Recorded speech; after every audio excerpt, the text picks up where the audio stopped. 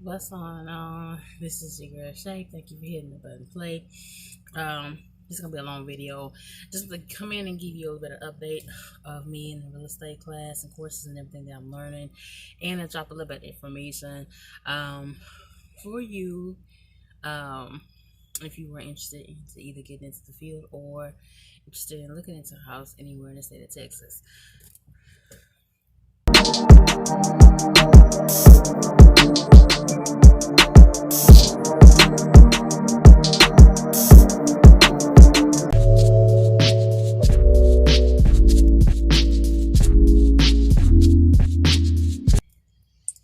Okay,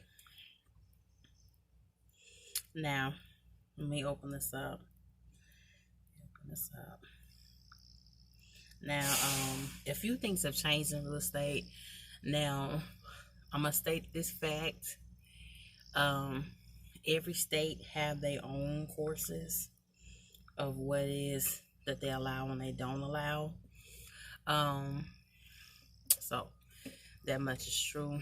But so if anybody tells you that, oh, I have a license in California and I can come help you in Texas, they cannot. Everyone has to have their own license per state. Okay. A lot of you are probably already homeowners. I'm not yet. I'm in the process of that right now. But I just wanted to share with you a few things because we are in online courses, a lot of stuff right now. One thing about it for what happened, all of you that are Texas natives like me, one thing did change from the 2017 hurricane from Harvey. If those of you don't know, what really got us with Harvey came and sat over Houston and really caused real damage to us and put the whole city under water level. Okay, so ever since then, now by state regulation, it is required that you have flood insurance. Okay, so don't let that deteriorate you. Don't let that change anything around for you. And if somebody tell you you don't have to have it, yes you do. In the state of Texas, okay? It wasn't required before. If you're in a 500-year plane or you just have a house here, you have to have flood insurance if you are selling your home, okay? And that only came down ever since Harvey, okay? I think Texas is one of the best places to own a home. Our market is one of the best you'll ever come across. I think you get a whole lot for your money. But you do have to be careful of a few things. You know, always have a lawyer go over your contract, and do not go by a lawyer that your agent may recommend.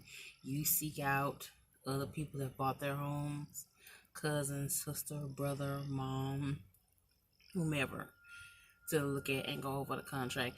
The only people that I will give a credence to and say you may be getting taken care of more than just the conventional or the FSBO. Okay. The FSBO means for sale by owner.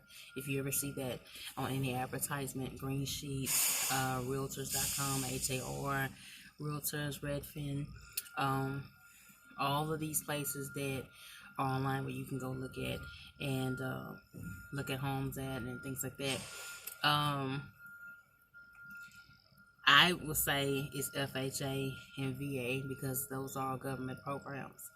That would be the only two that I say you may have a little bit of a you might be alright because the government ain't got time to keep playing no games to nobody. Okay, understand that. Okay, now let me get to it. I wanted to show y'all.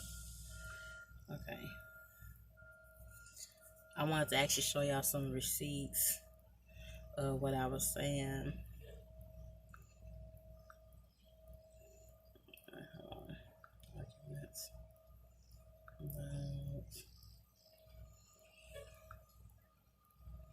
Documents.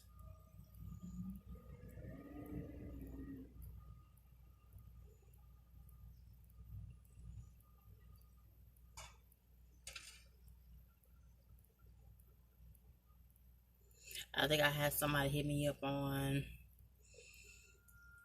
uh, on Instagram and was asking me a question: can one agent represent the seller and the buyer? Yes. Okay. One agent can be an intermediary between you and the buyer, but the thing of it is that in that particular type of situation, um, depends on who's been knowing each other longer. Um, you may have an agent that may be sticking up for the seller a little bit more than you. And see, in a situation like that, with an intermediary without appointments, which is what that is, when one agent is representing another's intermediary without appointments, um, it's you don't have a whole lot of room for negotiations. Okay, so as to me, as far as a buyer is concerned, it's not one of those situations, especially by it being your first home, maybe um, that you may never, you may not be given, you not might be placing, and you can be handled legally. Everything can be done legally with the whole transaction, but it may be um, where you may not be getting the best for your money. You're probably paying maybe a little bit more for the house than what the house will probably be worth in the next 5 years. You know, the process can maybe take a little bit longer when you're dealing with an married with no appointments because okay, my back, y'all. Okay, so yeah, but what I wanted to display with everything that's changed, with a few changes that's made in Texas law, with that is on the intermediary with no appointments. That's what you want to be dealing with.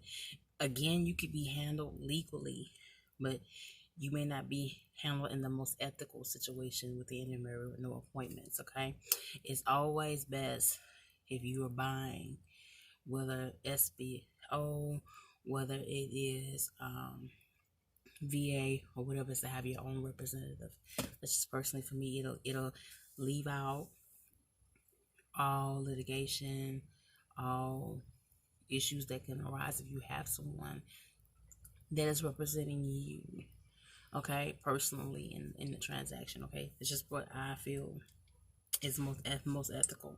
Okay, another good thing if you are in the market for looking for a house like me, is get you someone that is a part of the Realtor Association. Okay, get you someone that's part of the Realtor Association, because the Realtor Association, there is an accountability. There's accountability being part of that association. There is a professional code of ethics. While the Code of Ethics and Standards of Practice of the National Association of Realtors establishes objectives, enforceable ethical standards governing professional conduct of realtors. It does not address the issues of courtesy and etiquette. Okay, but with this professional code of ethics that is put in place, there is an accountability held to that representative that you have representing you in your whole transaction. Okay, and there are plenty of people that have a license in real estate and that are not a part of this association. And I'm not saying that they don't do their job ethically and make sure they look out for the best to take care of their client. I look for that trademark at the end of your license, because I feel like the association goes through constant meetings, update strategies, and marketing. There is a grievance panel for if there is a problem with a particular broker or brokers that you may feel like is unlawful or not are not fair to the general public, and it's good to have that person that there is a level of constant training, because the market is always changing. So the National Association of Realtors market is always going and making sure they adapt for taking care of any of the new consumers. in that group. So I say yes, you need to be dealing with someone to seek out a realtor that does have that trademark on their name. Okay, that's just a little tip part for me. And what else did I want to share with y'all? Okay. Okay, this is one thing about it. I told you about Trek is required to maintain a system to act promptly and effectively on complaints and must maintain a file on each complaint. Trek gives priority to the investigation of complaints filed by a consumer and enforceable case resulting from a consumer complaint. Okay, and you don't want to be one of those people that just get caught up in a really bad real estate transaction, and money is not money is not easy to come by. Okay, I don't care if it's $5,000 down payment or $2,000 escrow, even $1,000 escrow, whatever it is that you put up to even begin the whole process of purchasing that home that you just fell in love with. Okay, you don't want to be one of those type of people that have to go through litigation, have to file a complaint with TRAC, file a complaint with the DTP against the person you have representing you. You don't be able to, because sometimes it could take up to 4 to 5 years for you to even get any of your funds refunded to you. You have to go through litigation, mediation. You have to come to a committee meeting. It's just a whole different world we're in spinning. You don't want to mess up what is supposed to be a really exciting thing is buying your first home or upgrading into your dream home. You don't want to make the turn. You don't want to turn this whole process into a real headache. Okay, so this one thing, a few things advice that I can give you right now. So your girl has 2 more tests. I did not pass the real estate marketing, but I will be retaking it again.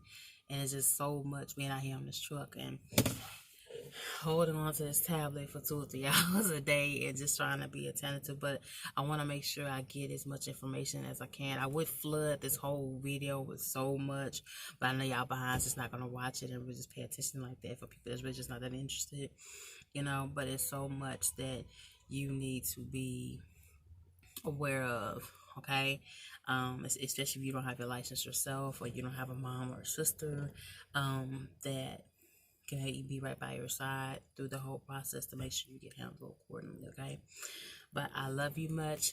Hit the like button, subscribe down below. If you have any questions for me, make sure you hit the comment section below, and don't forget to hit your girl up on Instagram and follow me at Shape World TV. Love you, man.